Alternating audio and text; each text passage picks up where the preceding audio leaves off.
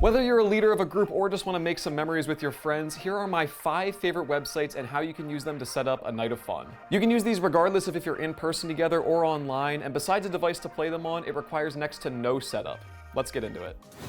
Sporcle has literally millions of free online trivia quizzes. It doesn't matter if you like history, or Harry Potter, or bodybuilding, or reality TV, or taxidermy, there is a quiz for it. There's a lot of different forms that the quizzes can take. For example, the Finish the Lyric style will have you type in an open field, but there's also quizzes where you need to match 2 answers together, or click on the right answer, as well as 1,000 other creative twists. Most of these are pretty straightforward, but if you're ever confused, a lot of the more complicated quizzes will have additional info found right here. Each quiz has a time limit that you compete against, and after you're done, it will tell you how well you did compared to the average person. You could very easily go down the rabbit hole of just playing these quizzes for yourself, relishing in your knowledge of your favorite topics and realizing that you don't know as much about geography as you probably should.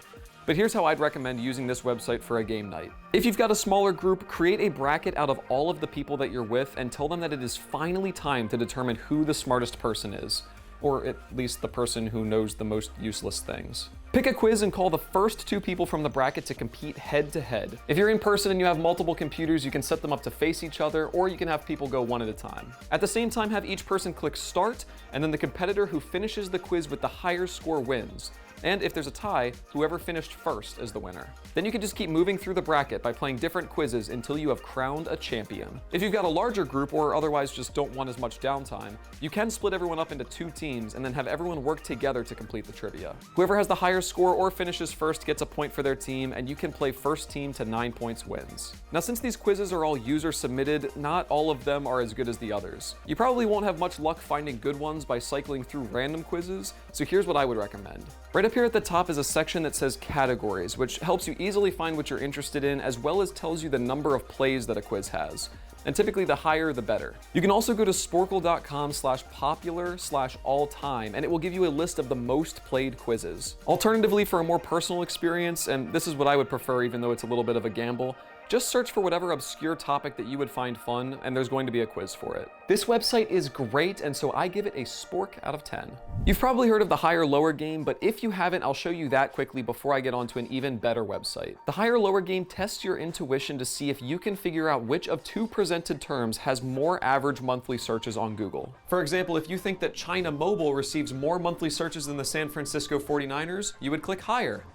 And you'd be wrong. This is pretty fun, and it's cool to see how many you can get correct in a row, but there's a way to make it better. The biggest drawback of the website is that there's really only one game mode, but the website more or less fixes that. The gameplay is pretty much the same as the original, except there's more categories, like net worth of different people, IMDb ratings, country size. You can use this website in conjunction with the original higher-lower for another night of battle against your friends. For your game night, I'd start with the original higher-lower and have everyone complete 1 to 3 games depending on the size of your group. After everyone is gone, whoever had the lowest high score gets kicked out, and then you can pick another category and go again. You can keep competing in the different categories, each time kicking out the person who did the worst until you finally crown a winner. The only thing left now is to wonder, how are so many people possibly searching for tuberculosis? I give this a 673,000 out of 10. Do you remember a few years ago when a peaceful phone game by the name of Wordle went viral? Oh, how I long for the days where my biggest issue was not knowing that swill is a word. Well, anyway, the website Squabble takes Wordle and turns it into a battle royale. Instead of competing against your own vocabulary, you're now racing against time to knock down your opponent's HP while preserving your own. Everyone is given the same hidden list of words that they need to try to decode by using the normal rules as Wordle. Guess a 5-letter word, and if the letter you guessed is not in the word, the box is gray. If it is in the word but it's in the wrong position, it's yellow. And if you've chosen the right letter and it's in the right spot, it's green. You have 6 guesses to figure it out, and if you're successful, you regenerate some of your own health right here while simultaneously knocking down the hit points of the other players. When you go to the homepage, you see that there's 2 different game modes. Blitz is for games of 2 to 5 players, while Battle Royale supports up to 100 different people at once. To play, just click Squabble Royale, and if you want to play against random people, hit Find Game. But if you just want to keep it within your group, you can create a game instead. Either way, a lobby code will appear at the bottom, and then anyone who wants to get into a game with you just needs to type that in right here. Once everyone has typed ready or enough time has passed, the game will start. To make a game night out of this, I'd say to have everyone play the Battle Royale mode, and each time they win, they get a point. The first person to 5 points is the winner. I give this website a 100 out of 10. But maybe English isn't your subject. Perhaps you're more of an artiste. Well, these last two websites have had me laughing until I could not breathe on multiple occasions. Scribble.io is a bare-bones online version of Pictionary, where one player is tasked with drawing something and everyone else tries to guess. What I love about this one in particular is that you get more points by answering faster than the other guessers, and as the artist, you get more points the more people that are able to guess what you drew. You can hop in a game with random players, but you can also set up your own custom lobby, which lets you change the rules of the game, how many hints will be given, and it even allows you to import a list of custom words. As the artist, you're presented with 3 words you can choose to draw, and everyone else will be able to see how many letters are in the word. As the artist draws, some of the letters in the word will be revealed to help you out, and inevitably this will lead to a ton of laughs, as if you're anything like me, your drawings don't exactly belong in the Louvre. You can change how many times you want each person to draw by changing the number of rounds, so just fix that based on how long you want to play, and whoever wins, wins. I give this a 10 out of 10. Now this next one is less about being able to crown a winner and more just about having a great time with your group, but it is amazing all the same.